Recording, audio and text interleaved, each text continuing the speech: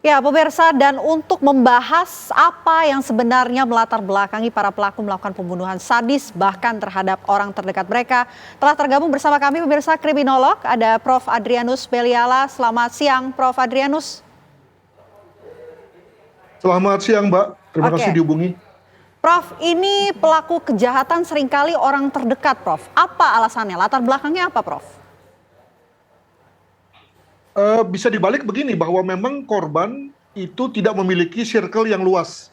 Dengan kata lain, kehidupannya mungkin hanya rumah, kantor, rumah, kantor. Hasil kemudian ketika dia berkonflik dengan orang lain, maka kemungkinan potensial pelakunya juga adalah orang-orang yang berasal dari rumah dan kantor, misalnya begitu. Dengan kata lain, amat tergantung pada keluasan daripada circle si korban itu sendiri. Begitu, Mbak. Oke. Kalau untuk perilaku sadisme, apa ada kategorinya ini untuk seorang yang punya latar belakang psikopat itu yang seperti apa, Prof? Hingga akhirnya tega membunuh dengan cara yang sadis. Sebetulnya kalau dilihat dari beberapa contoh yang tadi diperlihatkan lewat VT, itu belum masuk pada kategori sadis.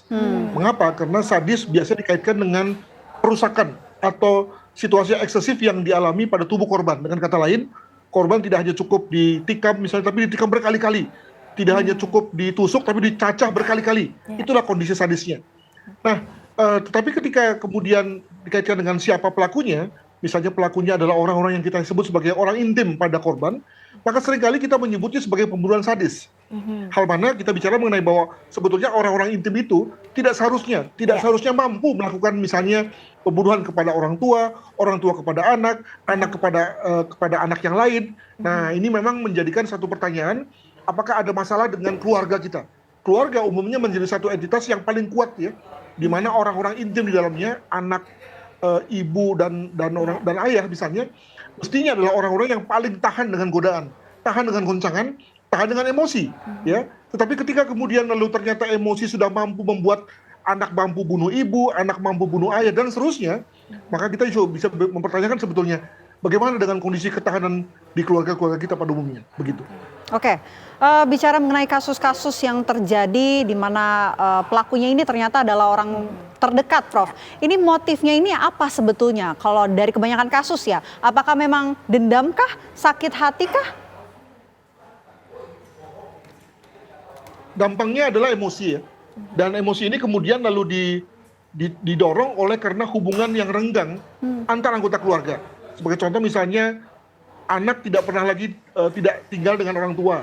Dengan kata lain, dia memiliki asosiasi pada kelompok yang lain yang dianggapnya lebih penting, sehingga lalu menomor tigakan orang tuanya.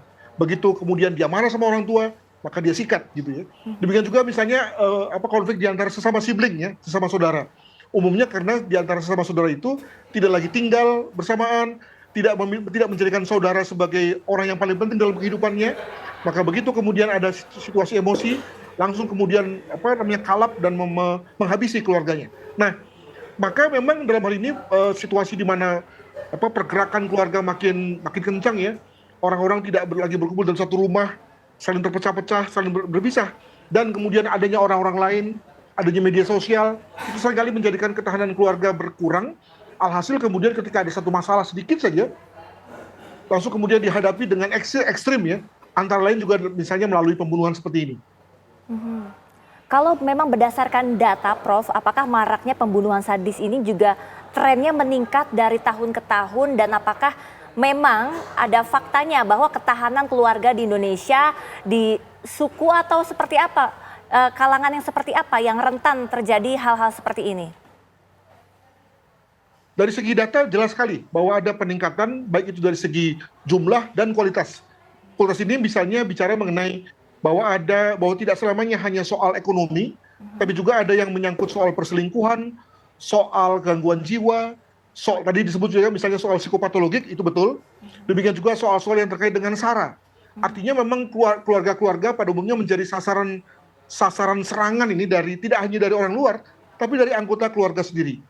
Nah, kalau kita bicara mengenai siapanya, ya saya terus terang tidak berani menyampaikan misalnya kalau dia adalah keluarga miskin maka gitu ya, atau kalau dia berasal dari etnis apa maka saya tidak berani menyampaikan.